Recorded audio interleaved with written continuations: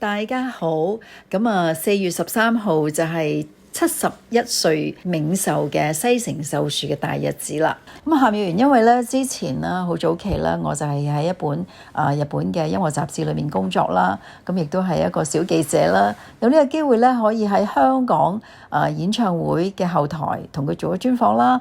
咁因為當時候咧佢就喺醫館做3場演唱會嘅，咁亦都有呢個機會咧可以去到日本東京武道館睇完佢嘅演出之後咧，亦都做埋專訪。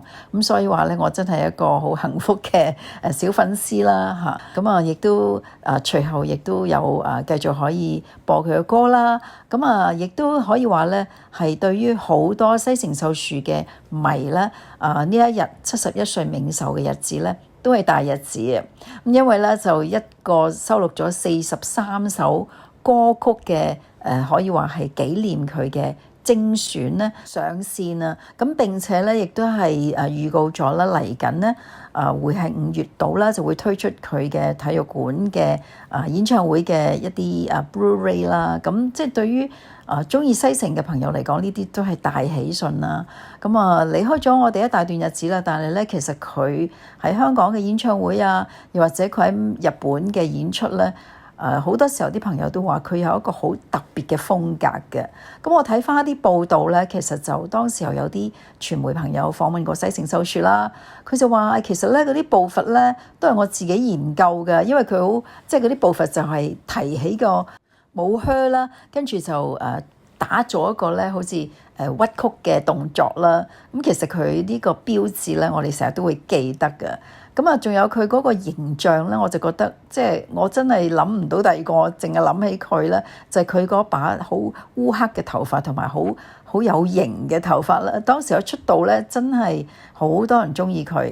咁而且有好多嘅香港我哋廣東歌，因為我哋都講翻話廣東歌熱潮啦。其實當年嘅廣東歌有好多首咧，都係西城秀樹嘅金曲嘅喎。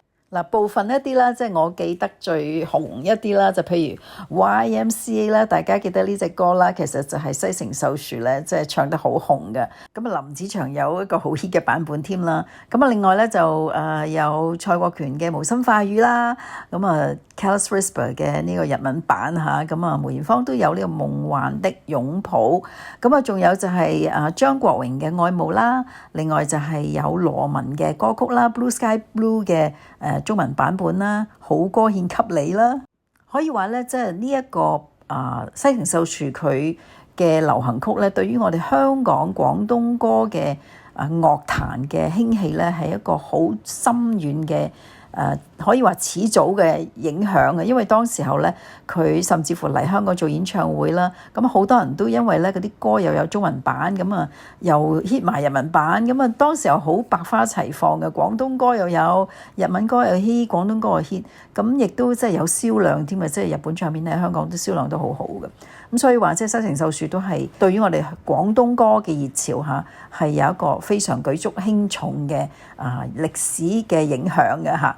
咁亦都喺呢一個好重要嘅日子4月13號，我哋一齊去紀念西城秀樹，亦都要多謝咧佢帶俾我哋咁多好嘅音樂，令到我哋香港嘅廣東歌咧係百花齊放。咁喺呢度希望大家可以繼續聽佢嘅歌啦，又或者你可以介紹下俾新嘅朋友聽下西城秀樹嘅歌曲。Today's content is about a former singer, Saijo Hideki, who got a lot of hit songs that many Hong Kong artists rearranged into Canton pop in the 80s。皆さん、その内容は4月13日、西城秀樹お誕生日おめでとうございます。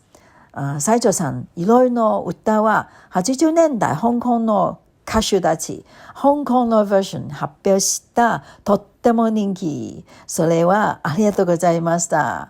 その内容好きだからお登録してください。友達に紹介しましょうね。また今度。